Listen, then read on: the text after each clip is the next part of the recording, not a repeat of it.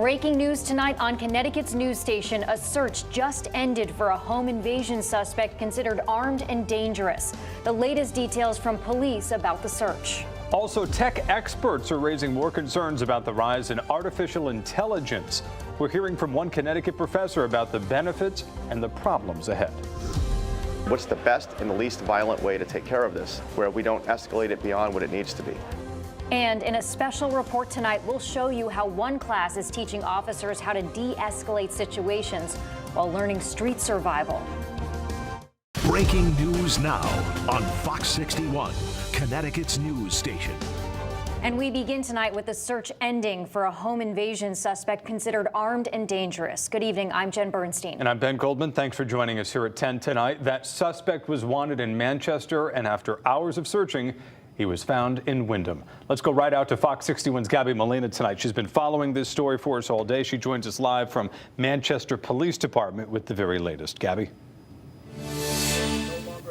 Ben and Jen, Manchester police have confirmed that suspect was found by state police troopers who say that he stole a box truck in Wyndham earlier this evening. Now, police have spent the entire afternoon searching for 46-year-old Rai Shashik for an armed home invasion earlier today in Manchester. According to Manchester police, Shashik stole a car from New Jersey this morning and drove to Connecticut.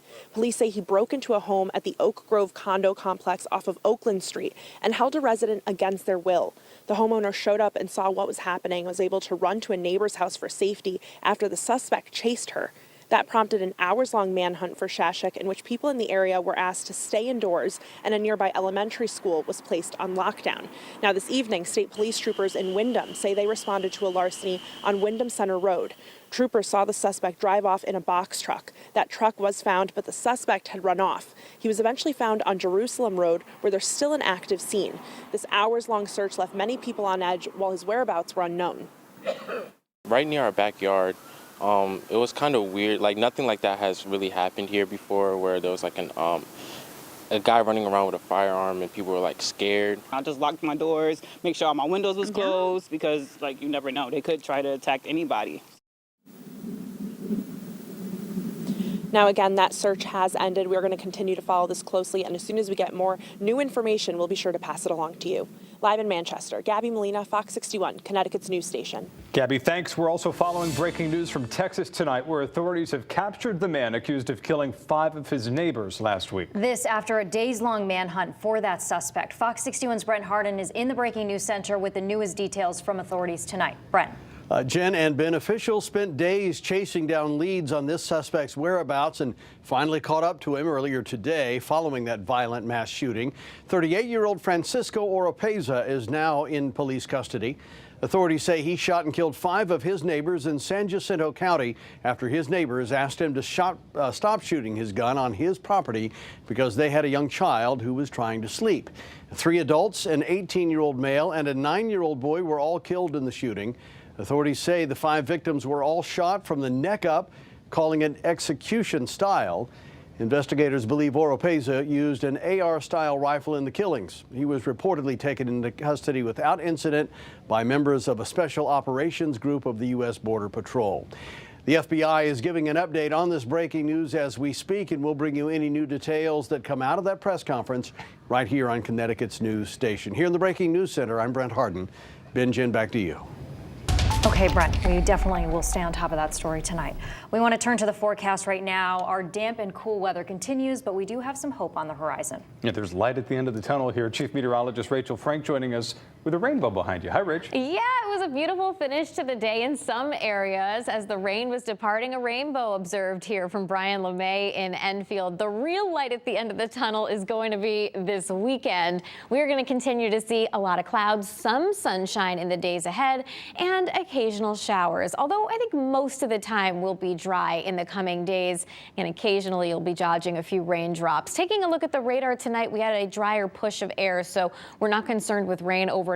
Temperatures right now are in the mid-40s to right around 50 degrees. And overnight, we'll see low temperatures dropping towards the 40-degree mark as we head towards daybreak tomorrow. So tomorrow is a mostly cloudy day. I don't think it's as wet as today when we had more numerous showers and even a steadier period of rain and some showers that even contain some small hail. Tomorrow, I think it really is more hit or miss in nature. High temperatures, though, below average for this time of year in the mid to upper 50s, and we'll do it all over again for Thursday and for Friday before we get that light to look forward to. Your full forecast coming up.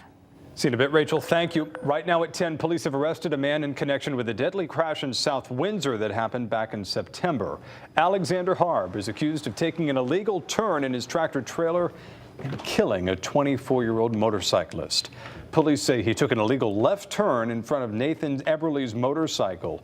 Harb did turn himself in and is being charged with negligent homicide. One man is dead after a house fire in Bristol. This happened on Steel Road around 10 last night. Firefighters found the man in the basement.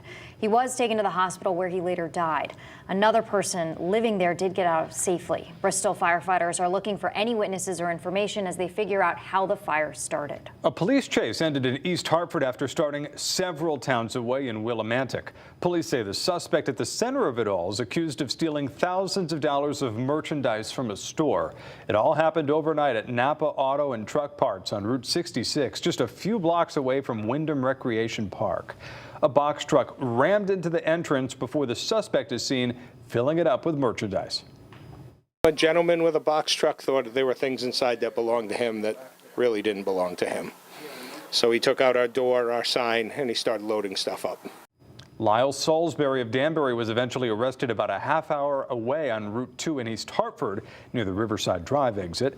He's also a suspect in a burglary in Lisbon. Police also say that box truck was also stolen from Waterbury. New at 10, an East Hampton man was arrested after police say he exposed himself to a girl. East Hampton police say 68-year-old Alan Dubowski exposed himself to the girl while he was naked yesterday. He's charged with impairing the morals of a minor. Dubowski posted $50,000 bond, and he's due in Middletown Superior Court next Tuesday. New at 10 tonight, police in yet another Connecticut town are warning residents out there tonight about a wave of vehicle break-ins. Berlin police say that they're now fielding special anti-crime patrols in response to more reported car thefts and break-ins across the state. Several towns, South Windsor, Wethersfield, Glastonbury, and Southington, have all reported a wave of car break-ins over the last few weeks. If you see suspicious activity around vehicles, call Berlin police. And New at 10 state police are investigating a report of vandalism at one business in Tolland. Troopers say someone broke a window at Rockville Equipment on Tolland Stage Road this morning. The store posted these pictures on Facebook and said someone smashed the window with 3 rocks just after 4 this morning. Anyone with information should call State Police Troop C in Tolland. All right, new at 10. We are hearing from experts who are very concerned about rising advancements in artificial intelligence. The hot topic lately that includes the man known as the godfather of AI, who left his job at Google to openly talk about his worries surrounding the technology. Fox 61's DeAndrea Turner joining us in studio tonight after talking with Connecticut experts about AI tonight. DeAndrea. Well, experts tell me that many people are taking the rise of AI to their advantage, from using it in classroom settings and other decision makings. But there's also a lot of privacy and scam concerns. We should be responsible, and we should study these things and kind of prepare people for what's coming. As AI technology continues to advance, big tech owners like Apple co-founder Steve Wozniak are speaking out. Experts in Connecticut are weighing in too. From a researcher's perspective, should people be concerned about AI, or is it a good thing, or is it both? It's both. A University of New Haven professor says that there are major benefits and significant concerns. The benefits? People around me, including my students as well as colleagues, utilize tools like ChatGPT. We've all used Google. Google search is an instance of AI. We go on Netflix. But the power of AI can also be used for bad purposes. It can become much cheaper to scale up a misinformation campaign or a scam operation. Snapchat recently rolled out its new My AI chat box. The feature is powered by the viral AI chat box tool ChatGPT. Since it's being utilized by third parties, it's very easy to augment certain information like your location. We took to social media to get thoughts from parents about artificial intelligence. Some expressed their concerns, saying, quote, "As a father, I worry about the potential risk that AI technologies like Snapchat AI box could pose to my child's privacy and safety," while others are eager for the future of technology. So there are many things to be addressed, but at the same time, that doesn't mean that we shouldn't enjoy the benefits that we're getting out of these agents.